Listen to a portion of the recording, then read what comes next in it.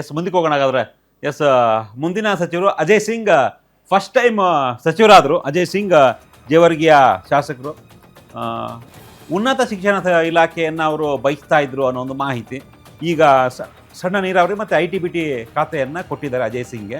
But ಅವ್ರು ಕೇಳಿದ್ರು ಉನ್ನತ ಶಿಕ್ಷಣ ಖಾತೆಯನ್ನು ಕೇಳಿದ್ರು ಅನ್ನೋ ಒಂದು ಮಾಹಿತಿ. ಮತ್ತು ಶಿಕ್ಷಣ ವಿಚಾರದಲ್ಲಿ ತುಂಬ ಆಸಕ್ತಿಯನ್ನು ಹೊಂದಿದ್ರು ಅಜಯ್ ಸಿಂಗ್. ಹೀಗಾಗಿ ಅವ್ರು ಕೇಳಿದ್ರು ಅಂತ CM ಮತ್ತು ಮಾಜಿ CM ಇಬ್ಬರ ಬಳಿ ಕೂಡ ಹೇಳಿಕೊಂಡಿದ್ರು, ನನಗೆ ಉನ್ನತ ಶಿಕ್ಷಣ ಖಾತೆಯನ್ನು ಕೊಡಿ ಅಂತ. ಆದರೆ ಈಗ ನೀರಾವರಿ, ಸಣ್ಣ ನೀರಾವರಿ ಮತ್ತು ಇದು ಕೊಟ್ಟಿದ್ದಾರೆ ITBT. ಸೊ ಹೀಗಾಗಿ ಬಹಿರಂಗವಾಗಿಯೇ ತಮ್ಮ ಖಾತೆ ಬಗ್ಗೆ ಅಜಯ್ ಸಿಂಗ್ ಅಸಮಾಧಾನವನ್ನು ವ್ಯಕ್ತಪಡಿಸಿದ್ದಾರೆ. ಸೊ ಸಾಕಷ್ಟು ಕೇಳ್ತಾ ಇದ್ರು ಅವರು ಸಚಿವರಾಗಿದ ತಕ್ಷಣ ನಿಭಾಯಿಸ್ತೀನಿ, ಆ ಒಂದು ಶಕ್ತಿ ನನಗಿದೆ ಅಂತ. ಸಚಿವರಾಗಿದ ತಕ್ಷಣ ಮೊದಲು ಅವ್ರು ರಿಯಾಕ್ಟ್ ಮಾಡಿದ್ದೆ ಅದು.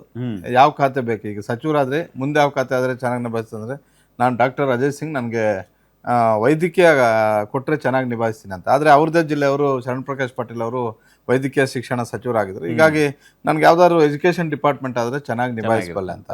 ಎಜುಕೇಶನ್ ಪ್ರಾಥಮಿಕ ಮತ್ತು ಪ್ರೌಢ ಶಿಕ್ಷಣ ಕಂಟಿನ್ಯೂ ಆಗಿದೆ. ಉನ್ನತ ಶಿಕ್ಷಣ ಇವರು ಕೇಳಿದ್ದು ನಿಜ.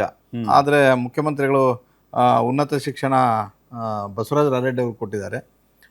ಸಣ್ಣ ನೀರಾವರಿ ಮತ್ತು ITBT ಹಿಂದೆ ಇವರು ಸ್ನೇಹಿತರಾದಂಥ ಪ್ರಿಯಾಂಕ್ ಖರ್ಗೆ ಇತ್ತು. ಸಣ್ಣ ನೀರಾವರಿ ಬೋಸರಾಜ್ ಅವ್ರ ಬಳಿ ಇತ್ತು. ಎರಡು ಬೇರೆ ಬೇರೆ ಅವ್ರ ಜಿಲ್ಲೆ ಅವ್ರದ್ದು ರಾಯಚೂರು ಕಲಬುರಗಿ. ಸಣ್ಣ ನೀರಾವರಿ ಕೊಟ್ಟಿದ್ರು ವಾಪಸ್ಸು.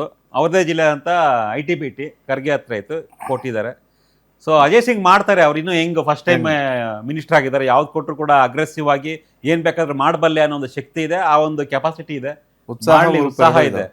ಸೊ ಯಾವುದೇ, ನಾನು ಆರಂಭದಲ್ಲಿ ಹೇಳಿದೆ, ಯಾವುದೇ ಖಾತೆ ಕೊಟ್ಟರು ಸಮರ್ಥವಾಗಿ ನಿಭಾಯಿಸೋದು ಆಯಾ ಸಚಿವರ ಕೆಪಾಸಿಟಿ ಮೇಲೆ, ಅಧಿಕಾರಿಗಳನ್ನ ಹೆಂಗ್ ಬಳಸ್ಕೊಳ್ತಾರೆ ಅಂತ ಆ ಒಂದು ಶಕ್ತಿ ಇವ್ರಿಗೆ ಇದೆ ಅನ್ನೋ ನಂಬಿಕೆ ನಮಗಿದೆ, ಮಾಡ್ತಾರೆ ಅನ್ನೋ ಅಂತ.